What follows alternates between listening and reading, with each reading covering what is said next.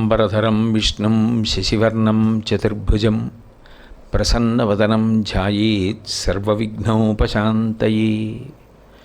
గురుర్బ్రహ్మా గురుర్విష్ణుః గురుర్దేవో మహేశ్వరః గురుస్సాక్షాత్ పరం బ్రహ్మ తస్మై శ్రీ గురవై నమః. వ్యాసాయ విష్ణురూపాయ వ్యాసరూపాయ విష్ణవే నమో వై బ్రహ్మనిధయే వాసిష్ఠాయ నమో నమః. కూజంతం రామ రామీతి మధురం మధురాక్షరం ఆరుహ్య కవితాశాఖాం వందే వాల్మీకికోకిలం. శృతిస్మృతిపురాణానాం ఆలయం కరుణాలయం నమామి భగవత్పాదశంకరం లోకశంకరం. వాగర్ధావివ సంపృక్తౌ వాగర్ధప్రతిపత్తయే జగతః పితరౌ వందే పార్వతీ పరమేశ్వరౌ. సూక్తిం సమగ్రయతున స్వయమేవ లక్ష్మీ శ్రీరంగరాజమహిషీ మధురైకటాక్షైః. వైదగ్ధ్యవర్ణగుణగుంభనగౌరవైర్యాం కండూలకర్ణకుహరాः కవయోధయంతి. హైమోర్ధ్వపుండ్రమజహన్మకుటం సునాసం మందస్మితం మకరకుండలచారుగండం బింబాధరం బహుళదీర్ఘకృపాకటాక్షం శ్రీవేంకటేశముఖమాత్మనిసన్నిధత్తాం. విమలపటీ కమలకుటీ పుస్తకరుద్రాక్షసస్తహస్తపుటీ కామాక్షి పక్ష్మలాక్షి కలిత విపంచి విభాసి వైరించి. హరి ఓం. పరమేశ్వర స్వరూపైన సభకి నమస్కారం. అట్లాగే 16వ నామంలో అద్వైత స్థాపనాచార్యాయ నమః అని కీర్తిస్తున్నారు. ఇది శంకరాచార్యుల వారి విషయంలో చాలా గంభీరమైనటువంటి నామం. ఎందుకంటే శంకరాచార్యుల వారి జీవితంలో అద్వైత సిద్ధాంతాన్ని స్థాపించి ప్రచారం చేశారు అని. కానీ నిజంగా చెప్పాలి అంటే అద్వైతమన్న సిద్ధాంతం కొత్తగా ఆయన స్థాపించినది కాదు. అద్వైతము వేదాంతర్గతమే, అద్వైతము ఉపనిషదాంతర్గతమే, అద్వైతము భగవద్గీతాంతర్గతమే. ఏ అద్వైతము మరుగున పడిందో ఆ అద్వైతాన్ని మళ్ళీ వెలుగులోకి తీసుకొచ్చి ప్రచారం చేశారు కాబట్టే అద్వైత సిద్ధాంతకర్త అన్న పేరు వచ్చింది. కానీ ఆయన కొత్తగా ఒక సిద్ధాంతాన్ని తీసుకొచ్చారని చెప్పడం కూడా కొంచెం కష్టమే. ఎందుకనంటే ఆయన ఎప్పుడెప్పుడు అద్వైతాన్ని నిరూపణం చేసినా దేన్ని ప్రమాణం చేసి నిరూపణం చేశారు? ఉపనిషత్తుల్ని ఆధారం చేసి, భగవద్గీతని ఆధారం చేసి, వేదాన్ని ఆధారం చేసి. అయినప్పుడు ఆయన కొత్తగా సిద్ధాంతకర్త, అద్వైతాన్ని ఏదో కొత్తగా ఆయన తీసుకొచ్చారని చెప్పడానికి లేదు. అందుకే మీరు జాగ్రత్తగా గమనిస్తే సిద్ధాంతం చేసేటటువంటి వాళ్ళు చాలామంది కనపడతారు. కానీ ఒకసారి ఒకరు ఒక సిద్ధాంతం చేసిన తరువాత ఆ సిద్ధాంతానికి బలం ఎంతకాలం ఉంటుంది అంటే వారు ఉన్నంతకాలం ఉంటుంది. వారు వెళ్ళిపోయారనుకోండి, వెళ్ళిపోయిన తర్వాత ఆ సిద్ధాంతం గురించి, దాని యొక్క గొప్పతనం గురించి నిరూపించగలిగిన సమర్థులు లేకపోతే ఆ సిద్ధాంతం వెళ్ళిపోతుంది. మీరు చరిత్ర పరిశీలిస్తే అట్లా ఎన్నో సిద్ధాంతాలు మరుగైపోయాయి. కానీ శంకరాచార్యుల వారు ప్రతిపాదించినటువంటి అద్వైత సిద్ధాంతం తర్వాత ఎన్ని సిద్ధాంతాలు వచ్చినా కూడా అట్లాగే నిలబడిపోయింది అంటే అది ఎంత సత్యమో అర్థమవుతుంది. తిరుగులేని సత్యంగా అద్వైతాన్ని ఆయన ప్రతిపాదన చేశారు. అది కూడా మీరు జాగ్రత్తగా గమనిస్తే ఒకటి కనపడుతుంది. మొట్టమొదట భక్తితో కూడుకున్నటువంటి కర్మలు చెయ్యాలి. కర్మలు విడిచిపెట్టడానికి వీల్లేదు. ఆయన చెప్పింది కూడా అదే. వేదో నిత్యమధీయతాం తదిదితం కర్మస్వనుష్ఠీయతాం. మీరు ఏ కర్మ చెయ్యాలో ఆ కర్మ చేయాలి. కర్మ విడిచిపెట్టేసి నేను జ్ఞానం వైపుకి పెడతానన్నా తప్పే. నేను కేవలం కర్మల దగ్గర ఆగిపోతానన్నా తప్పే. ఒక స్థితికి వెళ్ళిన తర్వాత అంతిమ సత్యం ఏదో తెలుసుకోవడానికి ప్రయత్నం కూడా చేయాలి. అప్పుడే పండుతుంది జీవితం. అందుకని ఆయన అద్వైత సిద్ధాంతమును పరమ ప్రామాణికముగా ప్రతిపాదించారు. ఇందులో మీరు గమనిస్తే ఒకటి కనపడుతుంది మీకు. ఇందులో శంకరాచార్యుల వారు అద్వైతము అన్న మాట వాడినప్పుడు ఆయన ఎందుకు ఆ మాట ఎంచుకున్నారు? అద్వైత సిద్ధాంతకర్త, అద్వైత సిద్ధాంత ప్రచారము చేసిన వారు అంటే ఆ సిద్ధాంతమునకు పేరు అద్వైతం. అద్వైతం అంటే అర్థం ఏమిటి అంటే ద్వైతము కానిది. ద్వైతము అంటే రెండు, రెండు కానిది. అలా ఎందుకు ఒకటి అంటే పోలేదా? అంటే ఒకటి అని శంకరాచార్యుల వారు అన్నారనుకోండి, అదొకటి ఇదొకటి ఇదొకటి మరొక్కటి అన్నారనుకోండి, ఎన్ని అయ్యాయి? 4 అయ్యాయి.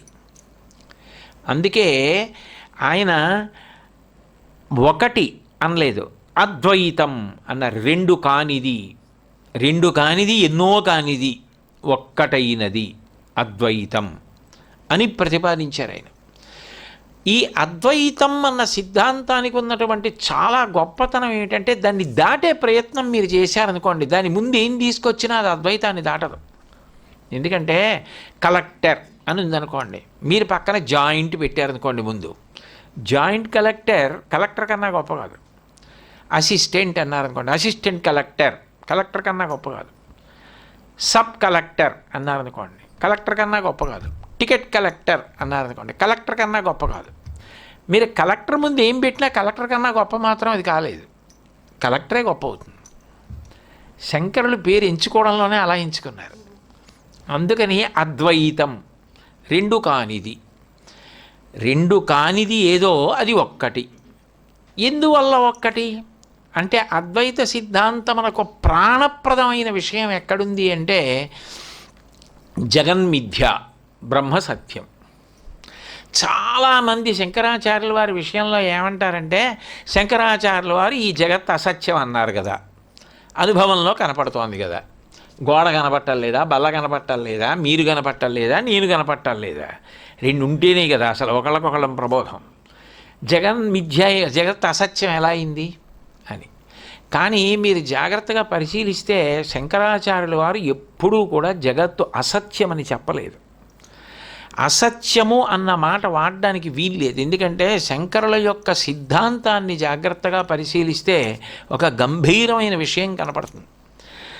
అసత్యము అని ఒక మాట ఉంటుంది, ప్రాతిభాసిక సత్యము అని ఒకటి ఉంటుంది, వ్యావహారిక సత్యము అని ఒకటి ఉంటుంది, పారమార్థిక సత్యము అని ఒకటి ఉంటుంది. అంటే 4 రకాలుగా సత్యము ప్రతిపాదింపబడుతుంది. అందులో ముందు అసలు సత్యమే కానిదేది అంటే అసత్యం. అసత్యం అంటే మీకు మాట చేత ఉన్నట్టు అనిపిస్తుంది, పరిశీలన చేత అది లేదని తెలుస్తుంది. గుర్రపు కొమ్ము అని నేను అన్నాను అనుకోండి, గుర్రపు కొమ్ము మాట బాగుంది, పసుపు కొమ్ము, ఆవు కొమ్ము లాగే గుర్రపు కొమ్ము ఉంటుందా? ఎక్కడైనా గుర్రాల కొమ్ములు ఉంటాయా? గగన కుసుమము అన్నాను అనుకోండి, ఆకాశంలో పువ్వు అన్నాను అనుకోండి, ఉంటుందా? గొడ్రాలి బిడ్డ అన్నాను అనుకోండి, ఆమెకి సంతానం లేదు ఇంకా, భగవంతుడి దయ వల్ల ఆమె పొందుతుంది అనుకోండి, ప్రస్తుతానికి ఆవిడకి బిడ్డలు లేరు. అప్పుడు ఆమెకి బిడ్డ ఎలా అన్వయం? లేనిది చెప్తున్నారు మీరు, లేనిది చెప్పినది అసత్యం. కాబట్టి గుర్రపు కొమ్ము, ఆకాశ పుష్పం అంటే గగన కుసుమం, గొడ్రాలి బిడ్డ, ఇవన్నీ అసత్యాలు. కాబట్టి శంకరులు జగత్తు అసత్యము అన్నారనుకోండి, అసలు లేనే లేదు, అసలు ఆ మాట శంకరులు అనలేదు. కాబట్టి అసత్యము అన్న మాట శంకరాచార్యులు వారు వాడలేదు. ఇక తర్వాతది ఏమిటి అంటే, ఒక పారమార్థిక సత్యం. అంటే పారమార్థిక సత్యం అంటే అది యథార్థం. ఆ యథార్థాన్ని నిరూపణం చేయాలి. నిరూపణం చేయడానికి ఆయన 2 మాటలు వాడారు, వ్యావహారిక సత్యము, ప్రాతిభాసిక సత్యము అని రెండింటిని వాడారు. ప్రాతిభాసిక సత్యము అంటే ఏంటి?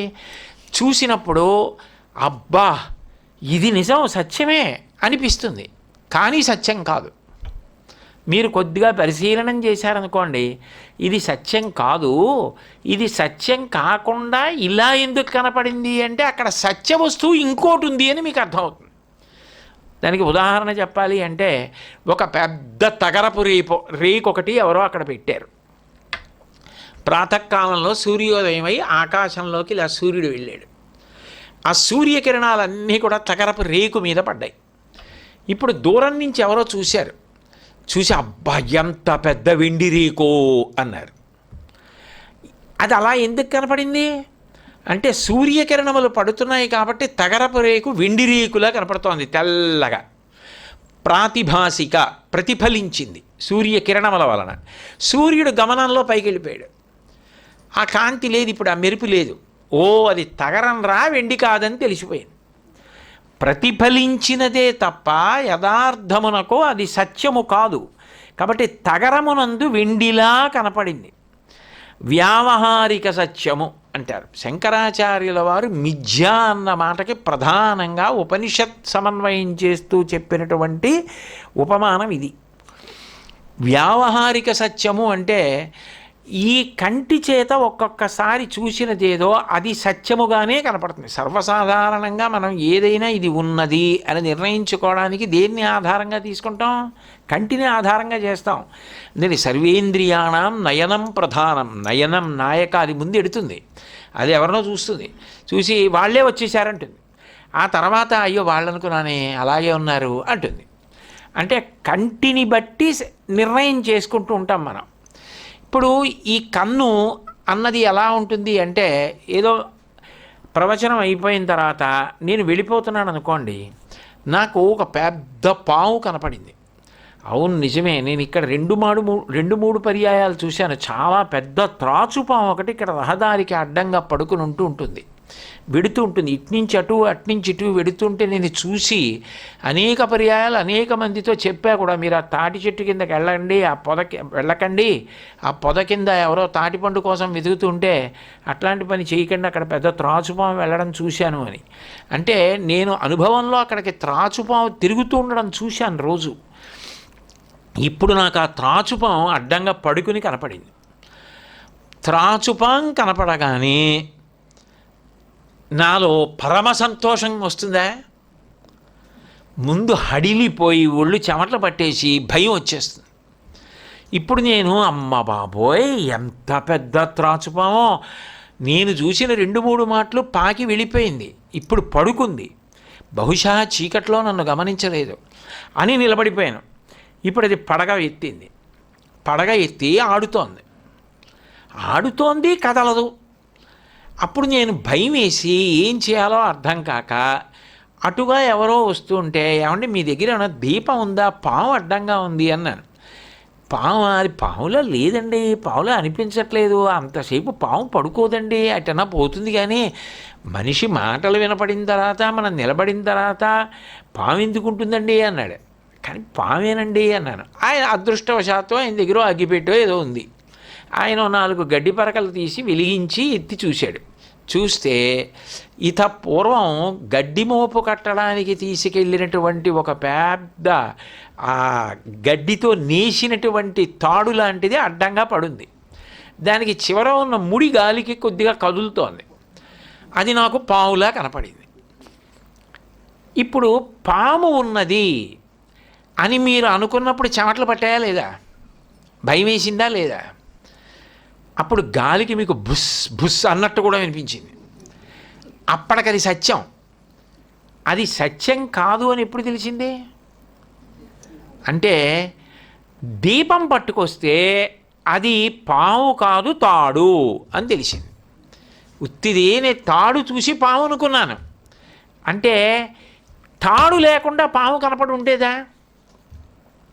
అక్కడ తాడే లేదనుకోండి, మీకు పాము కనపడుతుందా? పాము ఎలా కనపడుతుంది? తాడు ఉంటే తాడు పాములా కనపడింది.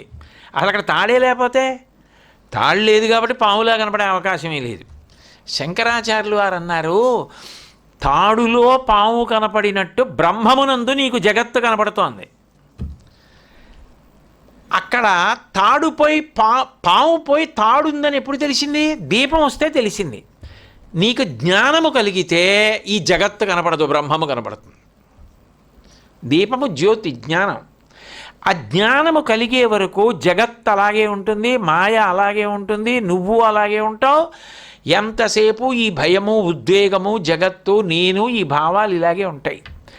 ఆ జ్ఞానము ఒకసారి కలిగితే జగత్తు మిథ్య, ఆరోపింపబడినది. తాడు మీద పాము ఆరోపింపబడినట్టు జగత్తు ఆరోపింపబడింది. దీపము రాగానే తాడు ఎందు పాము పోయి తాడే అని అర్థమైనట్టు జగత్తు స్థానమునందు అంతా బ్రహ్మమే కనపడుతుంది. అది విశేష భక్తి కూడా దానికి కారణమే. ఎందుకని అంటే వేదాంతంలో విషయం స్తోత్రంలో భక్తిలాగా ఉండదు, కొంచెం గంభీరంగా ఉంటుంది. భగవంతుడు ఏం చేస్తాడంటే ఎప్పుడూ కూడా రెండిటితో సంబంధం పెట్టుకుని ఉంటాడు. ఒకటి భక్తుడు, రెండు మాయ. ఈ రెండిటి మీద భగవంతుడికే అనుబంధం ఉంటుంది. భక్తుడి మీద ఆయనకు అనుబంధం, మాయ ఆయన చేతిలోనే ఉంటుంది.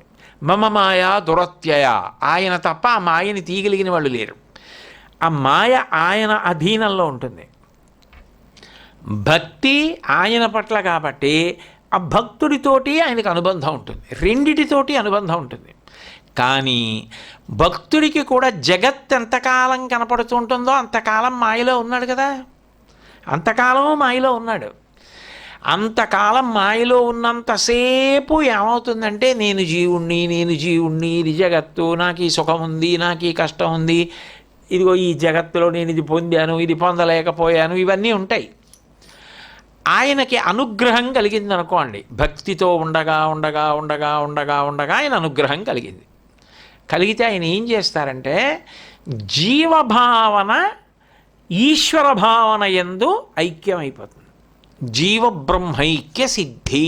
అప్పుడు రెండు లేవు, జీవుడు బ్రహ్మము లేవు, అద్వైతం ఒక్కటే ఉంది ఇంకా బ్రహ్మము. ఎలా అంత తేలిక అర్థం అవడం అంటే, ఈ జీవభావం అన్నది ఒక ఇనప ముద్ద అనుకోండి, ఒక 10 కిలోల ఇనప ముద్ద. ఇనప ముద్ద కరుగుతుందండి మాటలా? అది ఎలా కరుగుతుంది? కరగదు. ఆ ఇనప ముద్ద జీవభావం. నేను జీవుణ్ణి, నేను చిన్నవాణ్ణి, నాకేం తెలుసు, నాకేం తెలీదు, నేను కష్టాలు పడిపోతున్నాను, సుఖాలు పడిపోతున్నాను, ఇవి జీవభావంతో ఉంటాడు. అది ఇనప ముద్ద. భగవంతుడు వాయువు ఏం చేస్తుంది? అంతటా వ్యాపించి ఉంటుంది. భగవంతుడు ఎవరు? వ్యాపకత్వము చేత అంతటా ఉంటాడు. ఇప్పుడు వాయువు లేకుండా అగ్నిహోత్రం ఉంటుందా? గాలి లేదనుకోండి, మంట మండుతుందా? అదే కదా కాళహస్తి క్షేత్రం. వాయువు ఉంటే అక్కడ జ్యోతి కదులుతూ ఉంటుంది. అంటే అక్కడ వాయువు ఉంటేనే, ప్రాణవాయువు ఉంటేనే అగ్ని వెలుగుతుంది. గాలి లేదనుకోండి నిధనమైపోతుంది దీపం. గాలి ఉండాలి. నిజంగా చెప్పాలంటే గాలి అగ్నిగా వెలుగుతోంది. ఇప్పుడు వాయువే అగ్ని అయినప్పుడు భగవంతుడు వాయువు అని మీరు అనుకోండి. ఆయనే అగ్ని కదా, గాలేగా మండుతుంది. అప్పుడు పెద్ద మంట మండుతోంది. అది మామూలు మంట కాదు, విశేషమైన వేడి కలిగిన మంట. ఇప్పుడు ఆ మంటలోకి ఇనపగుండును బారేశారు. ఈ ఇనపగుండు బాగా కాలిపోయి కాలిపోయి కాలిపోయి కాలిపోయి ద్రవం అయిపోయింది. ద్రవం అయిపోయింది. కొంతకాలం అయిపోయిన తర్వాత ఆ ద్రవం అంతా ఆవిరైపోయి, మీకు ఇంకా తేలిగ్గా చెప్పాలంటే కర్పూరపు బిళ్ళ వెలిగించిన తర్వాత నీళ్ళల్లా కదులుతుంది ద్రవంలాగా. ఆ తర్వాత వాయు రూపాన్ని పొంది వాతావరణంలోకి వెళ్ళిపోతుంది. అలా ఈ ఇనపగుండు కరిగిపోయి నీళ్ళైపోయి వాయువు అయిపోయి ఇనపగుండు వాయువుగా వాయువులోకి వెళ్ళిపోయింది. అప్పుడు ఏం మిగిలింది? వాయువు మిగిలింది. ఇనపగుండేది అగ్ని సంపర్కం చేత వాయు సంపర్కం, వాయువేగా అగ్ని, వాయు సంపర్కము చేత ఇనపగుండు వాయువు అయిపోయింది. అట్లా భక్తి చేత భగవంతుడు మాయని తొలగించగానే జీవుడు బ్రహ్మమని రెండు లేవు, ఇనపగుండు మళ్ళీ వాయువుగా మారిపోయి వాయువులో కలిసిపోయినట్టు జీవబ్రహ్మములు ఒక్కటైపోతాయి. జ్ఞానము కలగగానే జగత్తు మిథ్యగా తాడు మీద పాము ఆరోపింపబడి తొలగిపోయినట్టు తొలగిపోతుందని చెప్పారు తప్ప అసత్యము జగత్తని శంకరులు చెప్పాల. జ్ఞానాన్ని ప్రధానం చేశారు. ఆ జ్ఞానాద్దేవత కైవల్యం. ఆ జ్ఞానము కలగగానే నువ్వు జీవన్ముక్తుడవు. ఈ శరీరంతో ఉంటాడు కానీ జీవన్ముక్తుడు. చంద్రశేఖరేంద్ర సరస్వతి మహాస్వామి, చంద్రశేఖర భారతీ స్వామి, వివేకానందుడు, రామకృష్ణ పరమహంస, అరుణాచలంలో భగవాన్ రమణ మహర్షి, వీళ్ళందరూ అటువంటి జీవన్ముక్తులు. శరీరం ప్రారంధం, దానికి ఆయుర్దాయం ఉంటుంది. అది విడిచిపెట్టిన బాణం కొంతకాలం తర్వాత పడిపోవాలి. పడిపోయే వరకు దాన్ని భరిస్తారు. అలాగా సాక్షి మాత్రంగా చూస్తారు. పడిపోయిన తర్వాత అనంతమైనటువంటి ఆకాశం ఒకటి కింద అయిపోతారు. అది జగన్మిథ్యా బ్రహ్మసత్యం. జ్ఞానము వలన జీవుడు బ్రహ్మమగుచున్నాడు. తత్వమసి మహావాక్యం, తత్వం అసి అది ఇది అగుచున్నది. రెండుండవు, అప్పుడు ఒకటైపోతుంది జ్ఞానంలో. అది అద్వైతం అని శంకర భగవత్పాదులు ప్రతిపాదించినది ఏదో అది పరమసత్యమై ఉన్నది. కాబట్టి దీన్ని శంకరాచార్యులు వారు నిరూపించడానికి ఏం చెప్పారంటే, నీకు ఇంకా తేలికగా అర్థం అవ్వాలంటే మరి ఇంత జగత్తు కనపడుతోంది కదా కనపడుతోంది కదా కనపడుతోంది కదా అంటే అప్పుడు దానికి మళ్ళీ ఇంకొక ఉదాహరణ చెప్పారు ఆయన, బింబ ప్రతిబింబవాదము అని. చిన్నపిల్లలు చూడండి, సబ్బు నీళ్ళు నొరగా ఓ గొట్టంలో ఊస్తే బోల్డన్ని బుడగలు వస్తాయి. ప్రాతకాలంలో సూర్యుడికి ఎదురుగుండా అలా బుడగలు ఊదాడు అనుకోండి పిల్లాడు, ఆ బుడగలన్నీ నేల మీద పడ్డాయి. ఇప్పుడు బుడగల్లో అనేక మంది సూర్యులు కనపడతారు. అనేక మంది సూర్యులు ప్రతిబింబం, ఉన్న బింబం ఒక్కటే. బింబం లేకపోతే ప్రతిబింబం ఉంటుందా? ఉండదు. నిజానికి ఆ బింబమే ప్రతిబింబంగా నీకు జీవుడిగా కనపడుతోంది. కానీ నిజానికి జాగ్రత్తగా పరిశీలిస్తే ఇన్ని ప్రతిబింబాలుగా ఇన్ని బుడగల్లో కనపడుతున్నది ఒక సూర్యుడు అయినట్టు జగత్తులో ఇంతమంది జీవులుగా కనపడుతున్నది ఆ బ్రహ్మం ఒక్కటే. కాబట్టి బింబ ప్రతిబింబవాదాన్ని తీసుకొచ్చి అద్వైత సిద్ధాంతాన్ని ప్రతిపాదన చేశారు. అట్లాగే అవిచ్ఛిన్నవాదము అంటే ఆయన చూపించిన ఉదాహరణ ఏమిటంటే, ఒక పెద్ద నుయ్యి ఉంది. ఆ నుయ్యి దగ్గర నీళ్లు దొరక్క 50 బిందెలు పెట్టారు. ఒక ఆయన కాస్త బలశాలి, గిలక మీద నీళ్లు తోడుతున్నాడు. ఆ నూతిలో ఉన్న నీళ్లు తీసుకొచ్చి ఒక్కొక్క బిందెలో పోస్తున్నాడు. నేను 50 బిందెలు నింపేసిన తర్వాత వచ్చి పట్టుకుపోండి అన్నాడు. ఒక ఆవిడ రాగి బిందె ఎట్టింది, ఒక ఆవిడ ఇత్తడి బిందె ఎట్టింది, ఒక ఆవిడ వెండి బిందె ఎట్టింది, వాడు కుండ పెట్టింది. ఎవరు పెట్టింది వాళ్ళు పెట్టారు. ఒక ఆవిడ స్టీల్ బిందె ఎట్టింది. ఒకవేళ బిందెలన్నీ ఓలా ఉంటే పేర్లు రాయించుకున్నారు. ఇప్పుడు ఎవరి మానాన వాళ్ళు వచ్చి ఈ బిందె నాది, ఈ బిందె నాది, ఈ బిందెలో నీళ్లు నావి, ఈ బిందెలో నీళ్లు నావి అన్నారు. ఒక్కొక్క బిందెలోనూ నీళ్లున్నట్లు కనపడుతున్నాయి. కానీ నూతిలో ఉన్న నీటికి బిందెలలో ఉన్న నీటికి తేడా ఏమైనా ఉందా?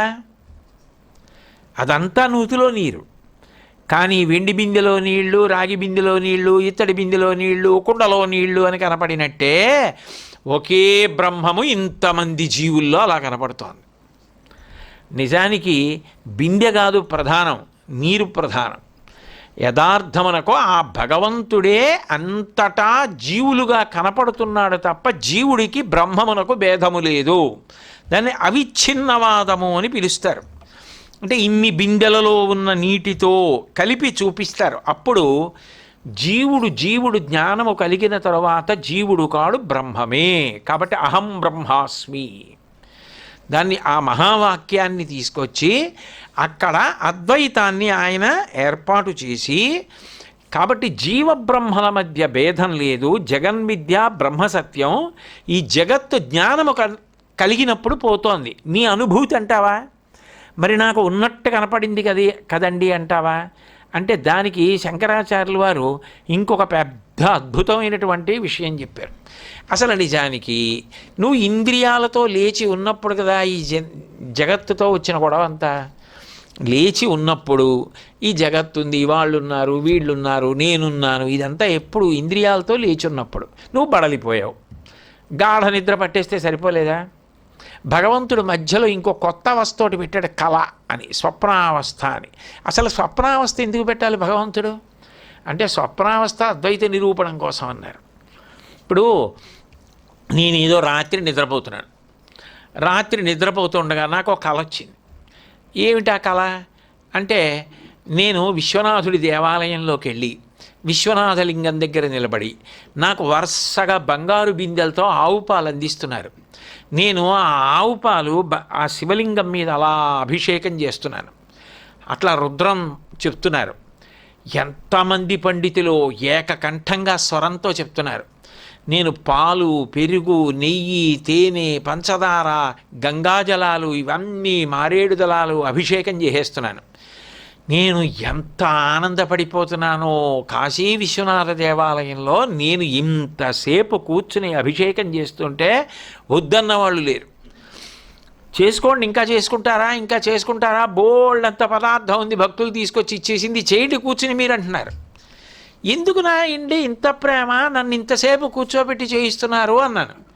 అంటే మీరు నిన్న ఏదో ప్రవచనం చేస్తూ కాశీలో నాకు పెద్ద కోరిక విశ్వనాథాలయంలో గంట సేపు చేసుకోవాలని అన్నారు కదా, అది విన్నాం, మీ మీద ఎందుకో ప్రేమ కలిగింది, చేయించాలనిపించింది, అందుకు చేయిస్తున్నాం అన్నారు. అప్పుడు నేను ఎంత ఆనందపడిపోయాను, ఎంత సంతోషపడిపోయాను. ఈలోగా ఏమండి ఏమండి అంది భార్య. తెలివి వచ్చింది. ఏమిటి నిద్దట్లో ఇలా ఇలా అంటున్నారు అంది. పాడు చేసేసావే, కాశీలో అభిషేకం చేసుకుంటున్నాను అన్నాను. నేను కాశీలో అభిషేకం చేసుకుంటున్నట్టు, కాశీలో ఉన్నట్టు, పాలు పోస్తున్నట్టు, పెరుగు పోస్తున్నట్టు నాకు మనసులో ఒక అనుభూతి ఉందా, అనుభవం ఉందా? మరి తెలివి వచ్చాక ఏమైంది అది? మరి అనుభూతి ఉన్నదంతా సత్యమైతే కళ కూడా సత్యమే అవ్వాలిగా. కళ సత్యం కానప్పుడు జాగృతి మాత్రం ఎలా సత్యం? జగత్తు అది సత్యంగా, అది ఇది సత్యమా? దానికి అనుభవం ఆధారం అయితే ఈ అనుభవం తప్పే, ఈ అనుభవం ఒప్పంటావా, కళ ఒప్పే. కాబట్టి యథార్థమునకు అది లేకపోతే ఇది లేదు. కాకపోతే అది తెలివి వచ్చినప్పుడు లేదని అర్థమైంది, ఇది జ్ఞానం కలిగితే లేదని అర్థమవుతుంది. ఎలా అంటే మళ్ళీ రండి, తాడులో పాము కనపడినట్టు, దీపం పెట్టినప్పుడు పాము పోయి తాడు కనపడినట్టు ఆరోపింపబడి జగత్తు కనపడుచున్నది, యథార్థమునకు లేదు. జ్ఞానము కలిగితే ఉండదు, కలగనంతసేపు ఉంటుంది. ఆ కలిగిందా, ఉన్నది ఒక్క బ్రహ్మమే. కాబట్టి ఏ పరమేశ్వరుడు ఆడుతున్నాడో ఆయన ఆ మాయని భక్తుడికి తొలగించాడు. ఇనప ముద్ద వాయువు అగ్నిహోత్రమై ఇనప ముద్ద కరిగిపోయి వాయువులోకి వెళ్ళిపోయి అనంత వాయువు అయిపోయినట్టు.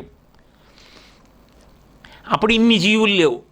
ఎంతమంది ఆ స్థాయికి వెళ్ళారో అంతమంది ఆ ఏకాత్మత సిద్ధాంతమునందు కలిసిపోతారు.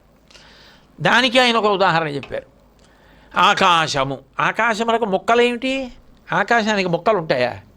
ఆకాశానికి మొక్కలు ఉండవు, ఆకాశం అనంతమే. కానీ ఇప్పుడు ఈ గదిలో మఠాకాశము, ఈ 4 గోడలు ఎన్ని ఉన్నాయో అంతవరకు ఆకాశం. ఇక్కడ తీసుకొచ్చి ఒక కొండ ఎట్టాను అనుకోండి, ఘటాకాశము, కొండలో ఆకాశం. కొండ పగల కొట్టేశాను అనుకోండి, మఠాకాశము. గోడలు తీసేశాను అనుకోండి, అనంతాకాశము. ముక్కలు లేని ఆకాశము మనం పెట్టిన దాంట్లో ఒకటిగా కనపడుతున్నట్టు ఘటాకాశము మఠాకాశముగా కనపడినా అది అనంతాకాశమే. అట్లా నీకు ఆ జ్ఞానము కలిగే వరకు జీవులుగా కనపడుతోంది. జ్ఞానము కలగగానే కొండ పగిలిపోతే అనంతాకాశం అయిపోయినట్టు జ్ఞానము కలిగిన తరువాత బ్రహ్మమే తెలుస్తోంది. కాబట్టి ఉన్నది కేవలముగా ఆత్మ ఒక్కటే, బ్రహ్మం ఒక్కటే. కాబట్టి అద్వైతం రెండు కానిది ఒక్కటైనది అని శంకరాచార్యుల వారు ప్రతిపాదన చేసి, ఈ జ్ఞానము, ఈ పరిశీలనము అనేటటువంటిది వెంటనే వచ్చేది, ప్రథమతః వచ్చేది కాదు.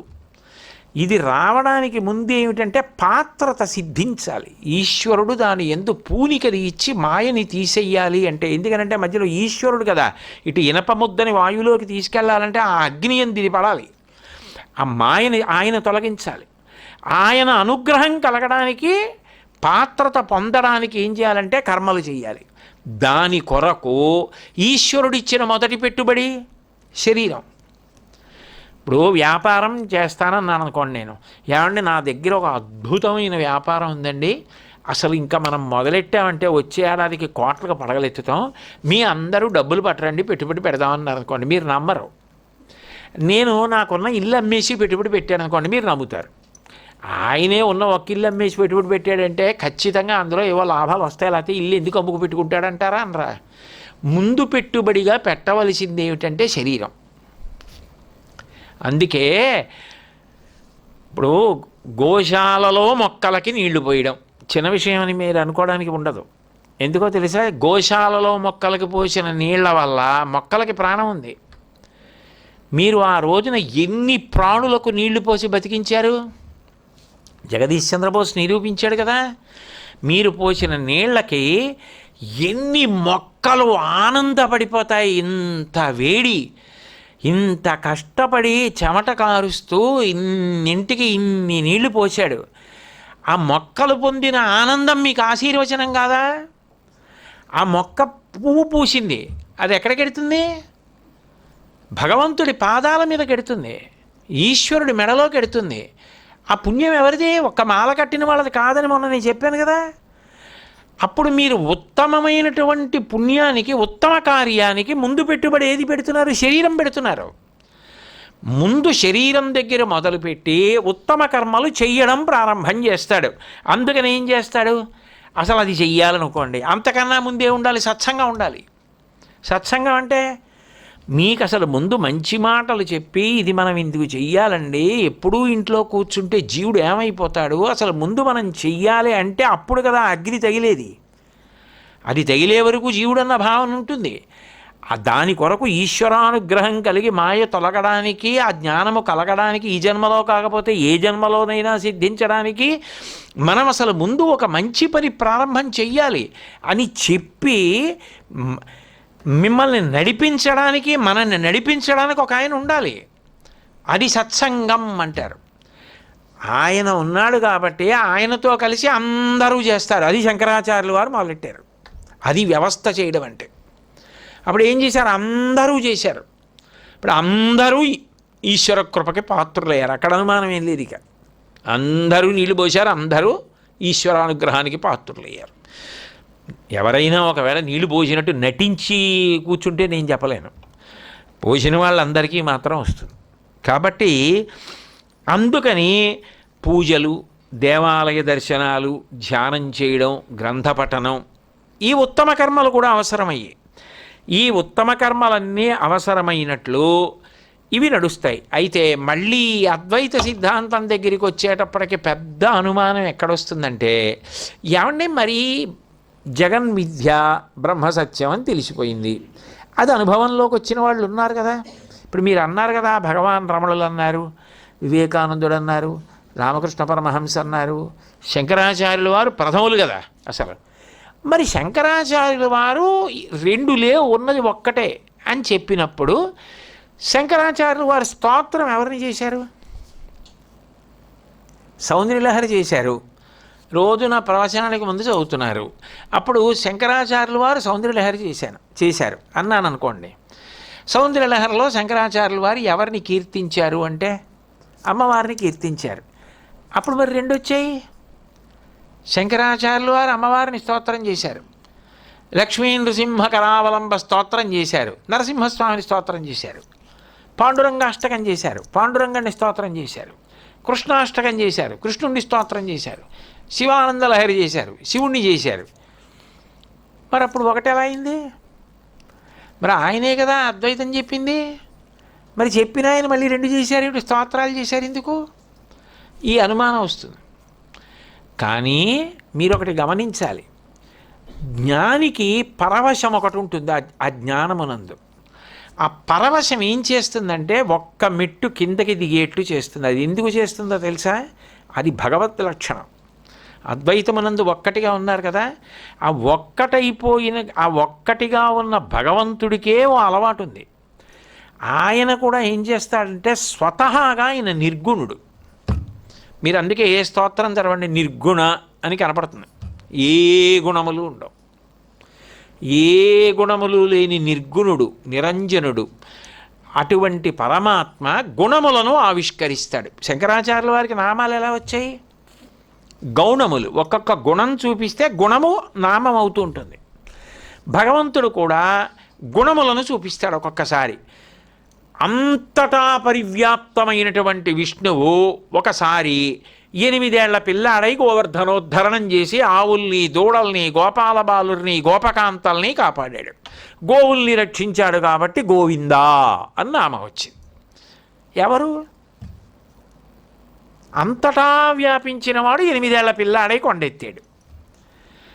అంటే అంతటా వ్యాపించిన వాడు ఒక రూపాన్ని పొందుతున్నాడా? ఎవరి కోసం? భక్తుల కోసం. అప్పుడు జ్ఞాని భక్తుడు ఎలా అయ్యాడు? భక్తుడు జ్ఞాని ఎలా అయ్యాడు? భగవద్ అనుగ్రహంతో అయ్యాడు. అప్పుడు కదా ఇనపగుండు కరిగి వాయువు అయింది. భగవంతుడు ఎట్లా అయితే అంతటా వ్యాపించిన వాడు నిర్గుణుడు గుణసహితుడై సగుణుడవుతున్నాడో, అట్లాగే జ్ఞాని కూడా పరవశంలో ఏమవుతాడంటే భక్తుడిగా స్తోత్రం చేస్తాడు రెండుగా.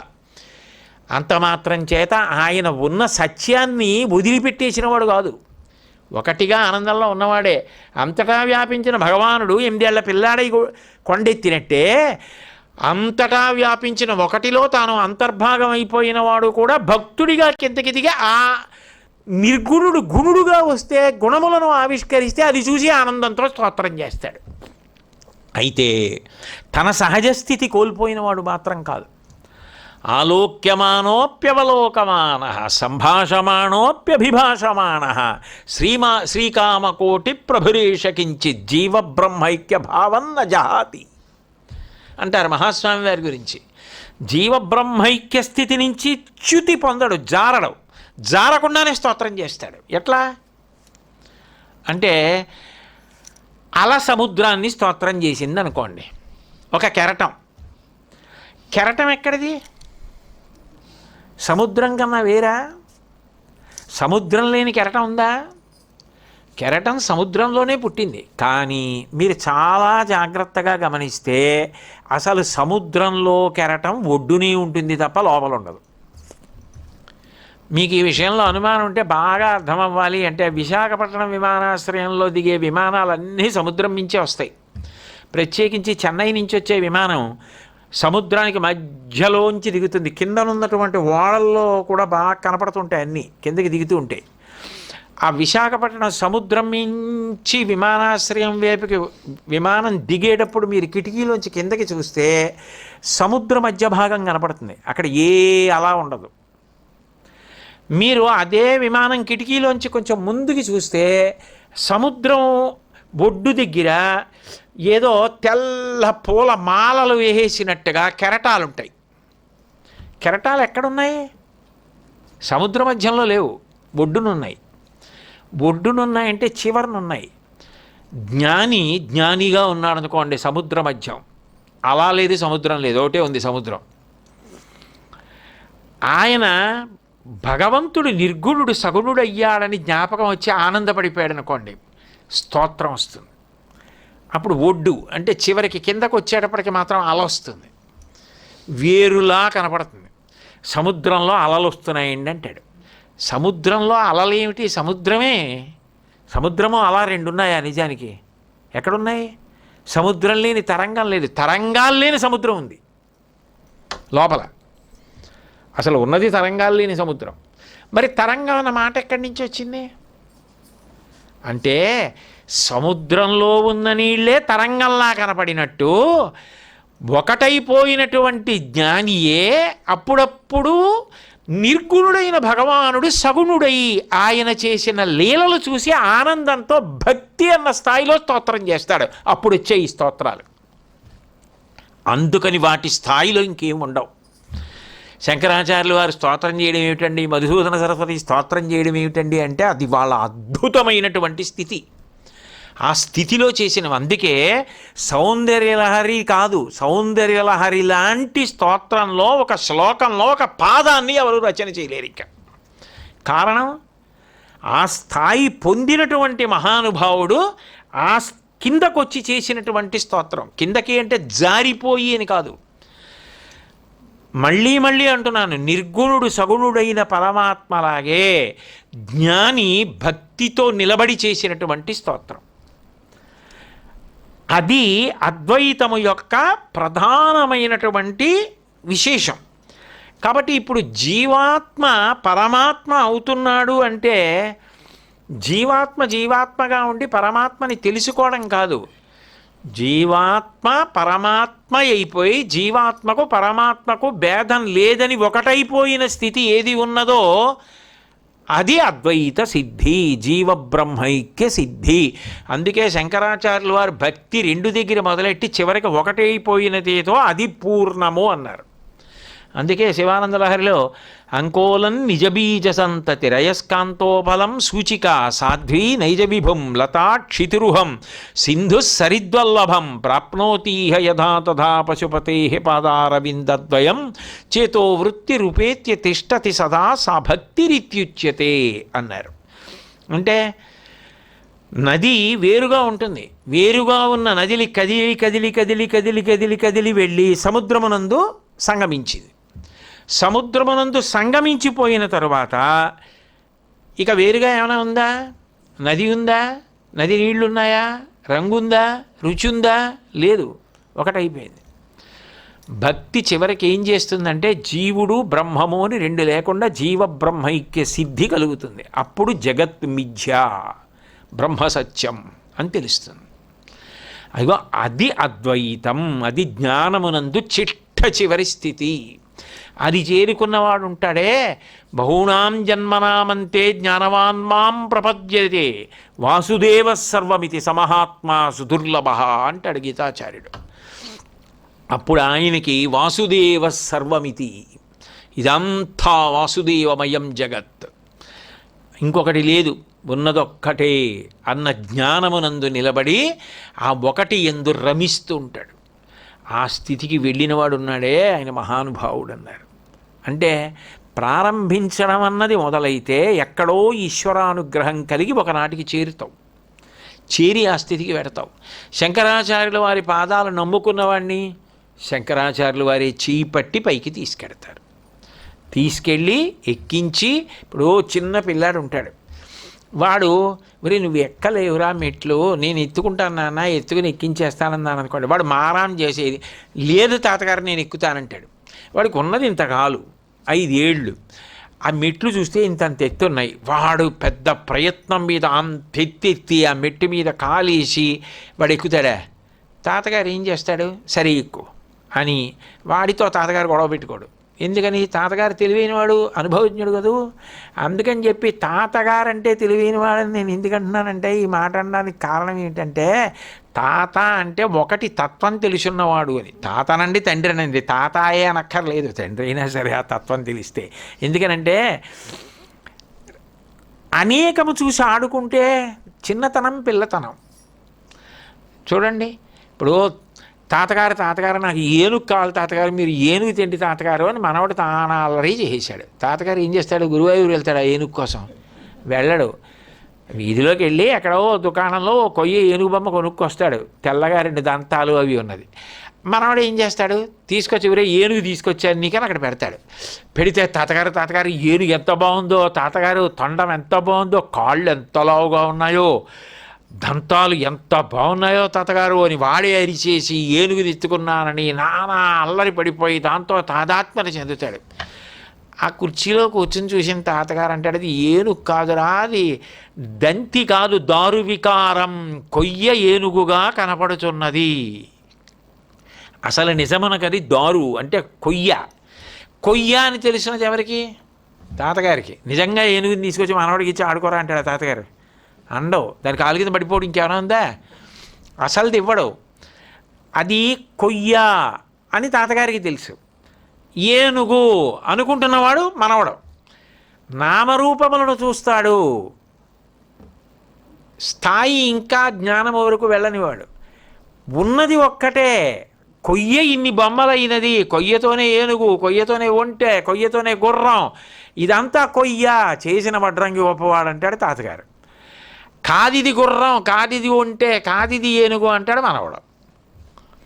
ఇందులో విశేషం ఏమిటి అంటే, అజ్ఞానము కలిగిన తరువాత ఇక ఇన్ని లేవు. దీపం కనపడగానే పాము అదృశ్యమైపోయినట్టు జగత్తు అదృశ్యమైపోయింది. అప్పటి వరకు మాత్రం ఉన్నట్టు కనపడుతూ ఉంటుంది. అందుకే మాయ ఎప్పుడు పోతుంది అంటే, మాయ అని తెలిస్తే పోతుంది అన్నారు రామకృష్ణ పరమహంస. చమత్కారమైన మాట అన్నారు. మాయ పోవడానికి మార్గమేమి? అది మాయని తెలియడమే. అది మాయా అని తెలుసుకోవడానికి మార్గాలు ఏం లేవు. అది మాయా అని ఈశ్వరుడు మనకి చెప్పి తీయించేయాలి. అది జ్ఞానం. అది కలిగిందనుకోండి, తొలగగానే నామరూపాత్మకమైన జగత్తు బ్రహ్మముగా కనపడుతుంది అంతే.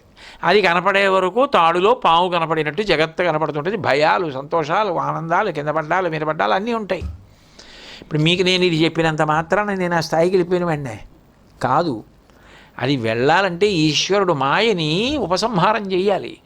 ఆయన ఉపసంహారం చేయాలంటే అగ్నిహోత్రమనందు ఇనపగుండు పడాలంటే ఆయన పడేయాలి. పడేసేదాకా భక్తితో ఉండాలి. అందుకు భక్తితో కర్మాచరణ వచ్చింది. ఈ సమన్వయం చేసిన వారు శంకరాచార్యులు వారు. అయితే ఇది అర్థం చేసుకోవడానికి కించిత్ క్లిష్టత ఉన్న కారణం చేత కొంత పరిణతి అవి అవసరం అవుతాయి కదూ. ఎందుకంటే ఎంత చెప్పినా అన్నారు కానండి అని మళ్ళీ అనుమానం వస్తూనే ఉంటుంది. అందుకని శంకరాచార్యుల వారు ఎక్కడికి వెళ్ళినా ఈ ప్రశ్న వస్తుండేది. ఆయన ఒకప్పుడు మధ్యార్జున క్షేత్రానికి వెళ్ళారు, దక్షిణ దేశంలో. తిరువై మడుదూర్ అంటారు కదా, చంద్రశేఖరేంద్ర సరస్వతి మహాస్వామి వారికి చాలా ఇష్టం ఆ క్షేత్రం. అక్కడికి వెళ్ళినప్పుడు ఆయన ఎక్కడికి వెళ్ళినా ఒకటే, అద్వైతం గురించి చెప్పండి, అద్వైతమే సత్యమా. ఆయన ఏమనుకున్నారు ఆ రోజున, పరమశివుడికి అభిషేకం చేసి పూజ చేసి, శివ మీరు యథార్థమైనటువంటి విషయం చెప్పండి, ఏది సత్యం అని అడిగారు. అడిగితే మధ్యార్జున క్షేత్రంలో శివలింగం మీదకి శివస్వరూపం వచ్చింది. శివస్వరూపం వచ్చి మేఘ గంభీరమైనటువంటి గర్జనతో, మేఘం ఎలా గర్జిస్తుందో అలా చెయ్యి పైకొచ్చి అద్వైతం సత్యం, అద్వైతం సత్యం, అద్వైతం సత్యం అని 3 మార్లు చెప్పి శివుడు శివలింగంలోకి అంతర్హితుడయ్యాడు. అంటే ఇక అద్వైతము ఎంత సత్యము అన్నదానికి ఇంకా అంతకన్నా ప్రమాణం ఏముంటుంది? అంత ప్రామాణికమైన విషయము అని చెప్పడానికి మధ్యార్జున క్షేత్రంలో జరిగినటువంటి విశేషమే ఒక గొప్ప ఉదాహరణ. అటువంటి శంకరాచార్యుల వారు ఇంత గొప్ప సిద్ధాంతాన్ని ప్రతిపాదన చేసి మనుష్యులు తరించడానికి యథార్థమైన మార్గాన్ని చెప్పి నడిపించడానికి భక్తి జ్ఞాన కర్మ మార్గములను మళ్ళీ సువ్యవస్థితం చేశారు.